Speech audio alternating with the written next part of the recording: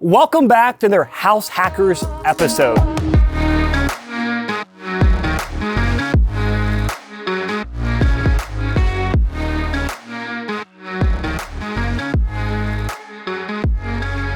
One of the things I love about house hacking is all the creative win-win strategies that house hackers figure out. For example, today we're going to walk a new build townhome with a built-in Airbnb income suite that brings in over $2,500 a month. And to top it off, it's owned and operated by a young couple with a 1-year-old baby.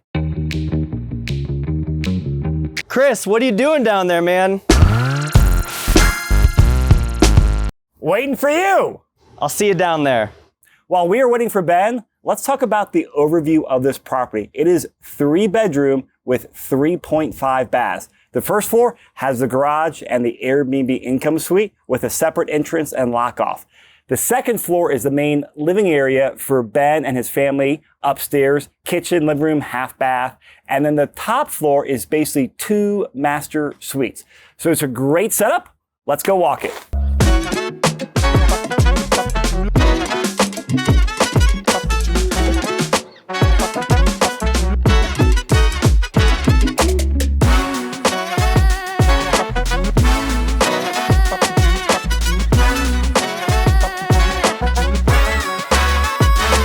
All right, Ben, we're outside the separate side entrance. What's the overview of this space? It is a 1-bedroom, 1-bath, 150 square feet Airbnb that's separate from our living space. All right, let's go check it out. Cool, come on in.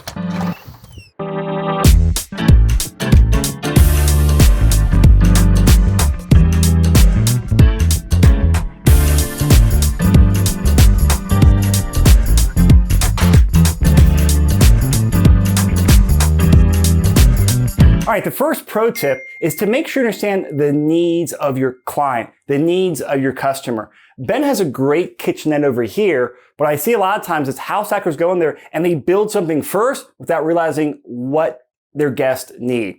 Now, Ben, you're very intentional when you built this. What do your guests need when they're staying here? What is their mindset? Chris, that is a great question. So people staying here aren't staying for 7 days or even a month. They're here for 1 to 2 to 3 days. So they don't need that much. Just simple coffee, hot plate, and basic necessities. All right, so I know Ben, he's a house hacking client, now turned team member on a real estate investing team here in Denver.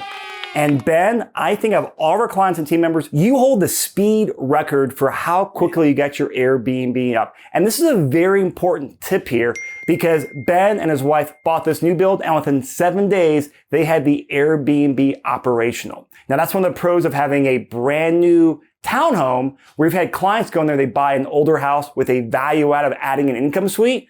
Well, 6 months later, now they have their Airbnb up and running. So who's right? The person that does the DIY project for 6 months and saves money, or the person like Ben who's speedy and gets it up and running as quickly as possible? Because while you're DIYing and saving money, you're also missing out on $15,000 in revenue in Ben's case. It's a lot of money. Great point, great point. So we had everything in our Amazon box ready to be purchased. You can tell everything is brand new. So once we were under contract, we just hit purchase and everything showed up at our door and we were ready to get it set up ASAP because time is money. I love it. It's so true. So make sure you change your mindset to go out there and maximize your revenue and the value of your time. So to scale a business, systems are key. Ben here is an operations guy and is a systems evangelist. Ben, what are your top 3 systems to save you time and maximize revenue? I would say first one is auto messaging. You don't want messaging slipping through the cracks, and guests love quick messaging. The next one would be turnover supplies. You need multiple sets of turnover supplies. You don't want to be stuck doing laundry during the middle of that busy work week. And then the third one would be syncing your calendar with your cleaner. The last thing you want is a guest showing up at 4 p.m. and your place not clean. These are great tips. And remember, you are running a hospitality business here. So you got to make sure you have your systems in place and have a great customer experience to make sure you get those 5-star reviews on Airbnb. So systems are great. And you're a systems guy, Ben? Yes. I'm a revenue guy. If butts aren't in this store, in that bed, at this table, systems don't matter. So they're great, but how do you keep this occupied and revenue coming in? Great point, Chris, and I agree with you. So what Alyson and I like to do is we like to keep our price just below what our competition is so we can keep occupancy high, and higher occupancy equals higher reviews, which equals more business credibility. Great tip. Ben is talking about dynamic pricing of Airbnb based on supply, demand, day of the week, seasonality. Price fluctuates a lot more than traditional rentals, and Ben is on top of it. He has found the sweet spot to maximize bookings while also keeping occupancy very, very high. Every season, every market is different, but you must stay on top of this to maximize revenue. All right, so speaking of systems, Ben, you have optimized this place for your cleaners and for your family. Let's go walk the rest of the property. Let's check it out, Chris.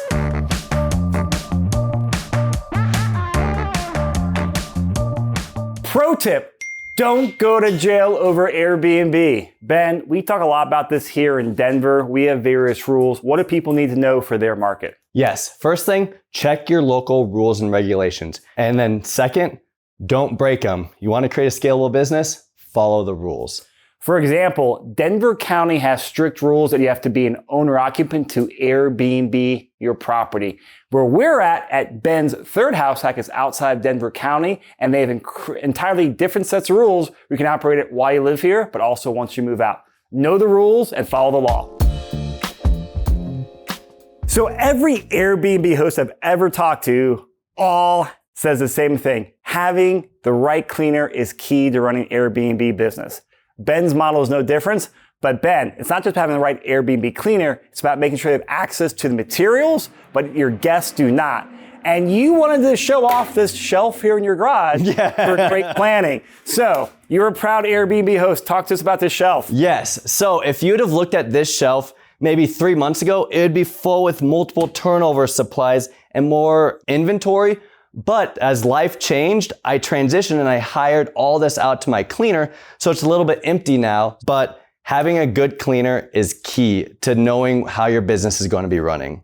And make sure if it's set up right as well, because this is up where the cleaner can access it, the guests cannot, but Ben and his family still have privacy as well. So perfect setup for this situation. Let's get inside.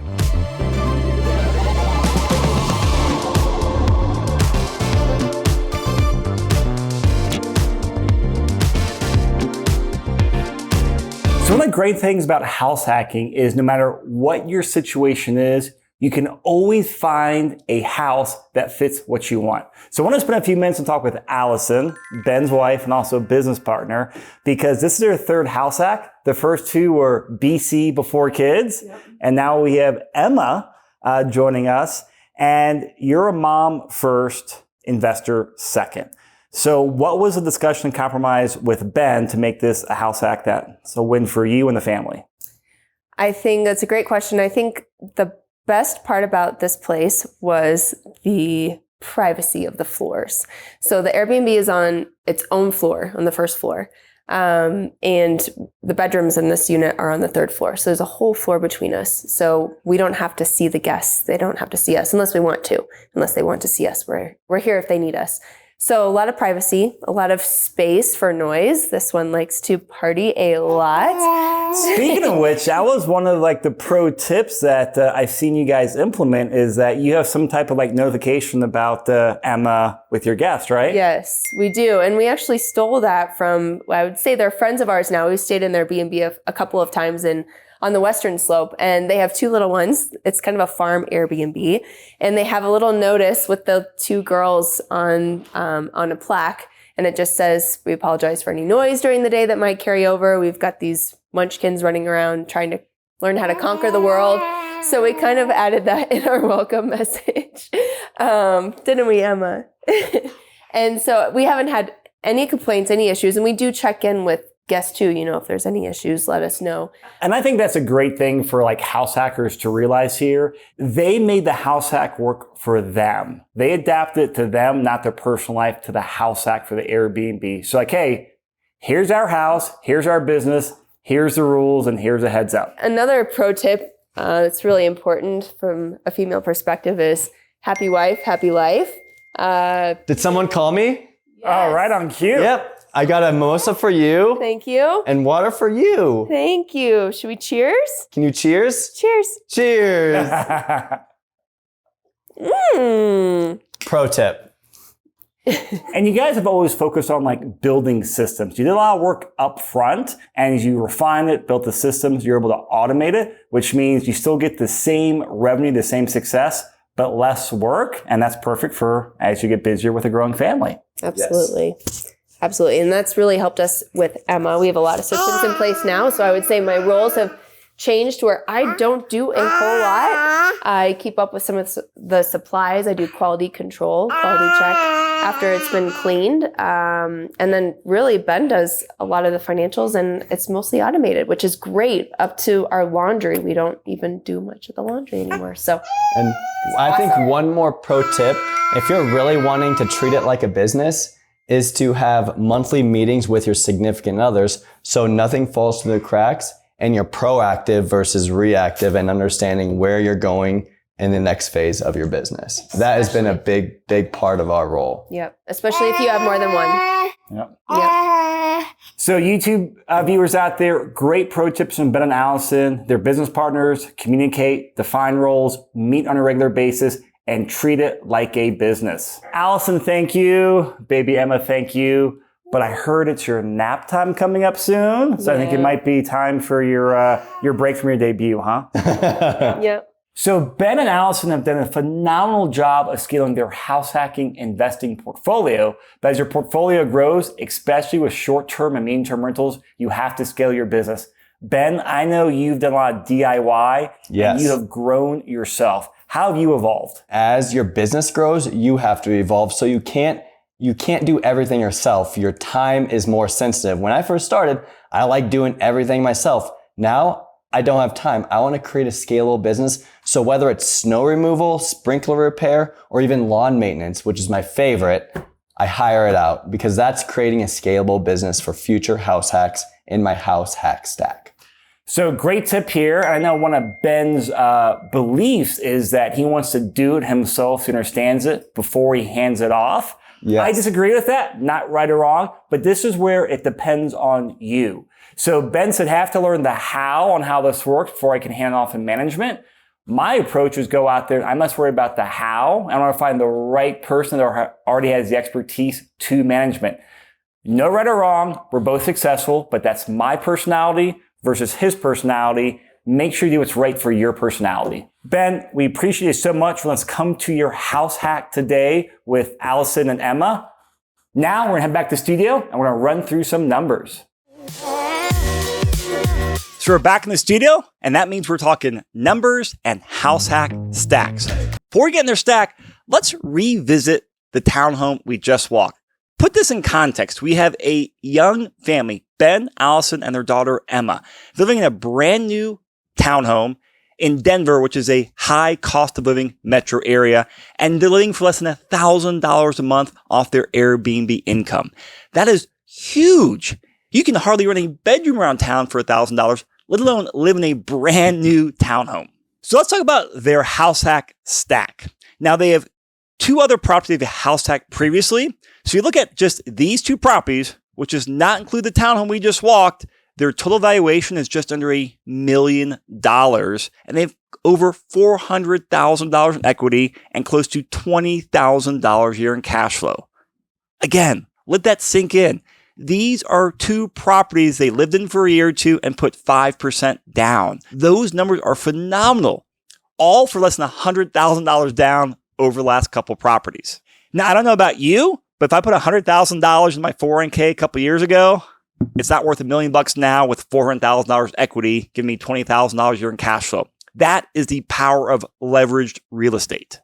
Now, let's look in the future a little bit and see what happens when Ben and Alyson move out of that townhome. This is just an estimate because they'll move out of there probably a year from now, and they'll have 3 properties plus their new house hack. At that point, we are conservatively estimating over $1.6 million in total valuation, probably close to $750,000 worth of equity, and cash flow over $30,000 a year.